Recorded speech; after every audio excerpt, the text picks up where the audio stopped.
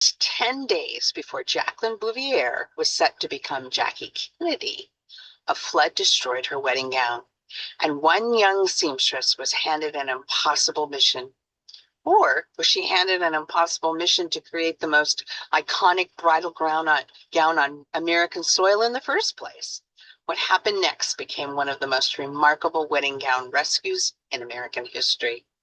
Imagine spending months creating the perfect wedding dress, only to watch it be destroyed by floodwater days before the wedding.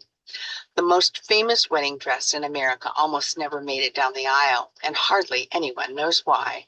This is the story of the flood, the wedding gown, and the miracle nobody expected. By her own design, the Kennedy wedding dress. That's our title today. Welcome to Dream Builders Diaries, building dreams one story at a time. And I'm Jeannie Craft. And here at Dream Builders Diaries, we dive deep into the personal stories of entrepreneurs and artists and innovators and everyday visionaries just like you.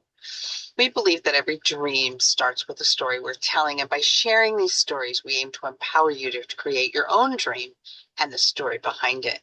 But before we get started, grab a paper and a pencil if you don't already have one. Inspiration, ideas, and dreams come and go very quickly. Jot yours down and don't let them get away. What would you do if the bride was Jacqueline Bouvier and the wedding was just days away and her dress had just been destroyed? The seamstress who saved America's most famous bridal gown saved Jackie Kennedy's wedding.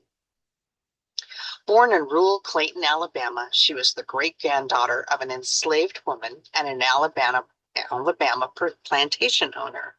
This young lady attended elementary school until she was 14, and then she was forced to drop out. Janie, her mother, instilled in a love of fashion, sewing, and clothing design because she too was a seamstress, just like her grandmother. Only 2 years later, Janie would pass away, leaving a 16-year-old in charge of the family seamstress business. She would work tirelessly, making tailoring dresses for those who were privileged enough to be able to partake in having their clothes sewn from brand new fabric. Most were only coming to know about the brand new dress from woven silk or a pair of pants with pleats and pockets. Making her own buttons, often fabric covered, and handmade buttonholes that perfectly matched the buttons, occupied a great deal of her time. She had married twice, but both of her marriages had ended in divorce. The first ended because her husband, who was 10 years her senior, thought she should not have a career. The second marriage ended because her husband hated that she would jump out of bed in the morning to sketch dresses. Little did they know that her career would make her a very famous and very, very rich woman. Let me introduce Anne Cole Lowe. She soon left Alabama to make dresses for Southern society women. She had enrolled at T.S. Taylor Design, which was segregated, and it forced her to study alone. Her work was often shown to the white students for its excellence, yet they were still not allowed to sit near her. This may have been an advantage. It was always quiet where she would design and sew and create masterpieces of the finest fabrics, all in stillness. She was able to design and implement her dreams into real-life gowns and clothing for the wealthy. By the age of 21, Anne had her own dress shop. By the age of 31, she had saved $20,000 and moved to New York. In 1947, she went to Paris for Fashion Week, and when she returned, she secured a job at Saks Fifth Avenue. Her dresses were being sold at Neiman Marcus, Henry Bender, and of course Saks for commission. This was an unheard of thing for a Black woman to be an owner and designer. She was making more than $300,000 a year, which at the value of dollars these days would be about the equivalent of 4.4 million today.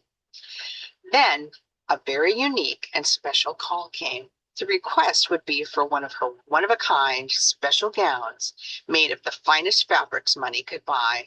Her fine handiwork, her signature flowers, and something called trapuno technique, which means stuffed and utilizes at least 2 layers of fabric, could possibly be required.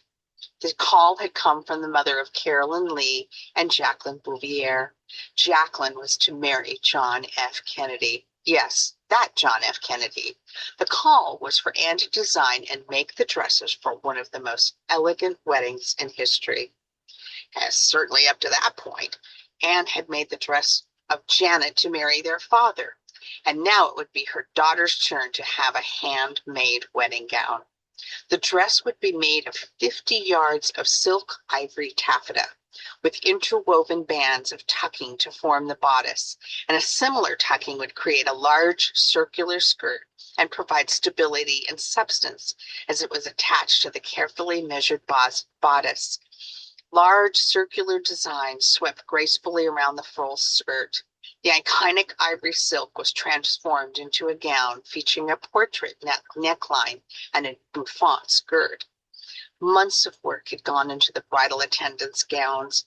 With the wedding gown almost complete, Anne's studio and workroom was flooded with only 10 days before the wedding. The dress, which had been worked on for months on its own, had to be recreated. Back then, it cost about $500, which would be about $74,600 today. But money was not her focus. Finishing the dress, to not disappoint the future First Lady, was. Her team worked tirelessly day and night for 10 frantic days to finish the gown and the bridal attendants' gowns. They first had to find a dry place to work, and once that was found, they set up work at a pace they had never done before. But they did it. They got the gown completed with only a single final fitting. Jacqueline Bouvier married John F. Kennedy on September 12, 1953, in Newport, Rhode Island.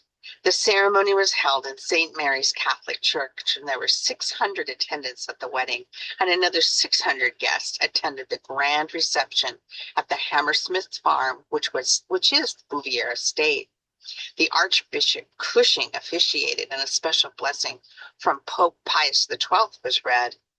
With all the pomp and circumstance, no credit came her way. Anne's work and contribute to the Royal American wedding was ignored until after the Kennedy assassination. Her recognition came as the gown was being readied for the Kennedy Library. Today, her work can be found in the Metropolitan Museum of Art and the Smithsonian's National Museum of African American History. By her own design, she left a legacy. A flood destroyed Jacqueline Bouvier's wedding dress just 10 days before her wedding, but what happened next sounds almost impossible. Everyone thought the wedding dress was lost forever. One determined seamstress refused to give up. 10 days, one ruined wedding gown, hundreds of guests, and a young seamstress who could not afford to fail. Wow. To recap, what's your biggest takeaway from our diary today, and how does this diary relate to how you implement your dream? Why this diary?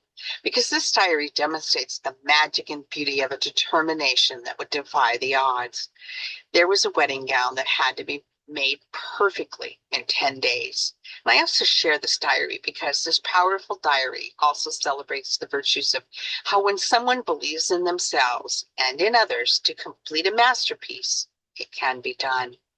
Dreamers, believe in yourselves, be passionate, work smart, know your why, and apply what you learn each day, and enjoy life and always be kind. I want to leave you with this quotation. Our minds work together. That was spoken about her collaborative relationship with Jacqueline Bouvier. It was by Anne Cole Lowe. She said, our minds work together. Wow, how beautiful. Special thanks to a seamstress friend of mine who reminded me that my grandmother, who was also a seamstress, had told me this story. Special thanks to those of you who listen to Dream Builders Diaries regularly. I'm grateful to you, and the honor to spend time with you is all mine. Check out the other diaries in the Dream Implement playlist. If you don't have it yet, it's your 9-Day Dream Builder's Diary by Jeannie Craft on Amazon. The link will be in the description. Like and share this diary and subscribe for more. Contact us to share your story. And thank you so much. And until next time, building dreams one story at a time.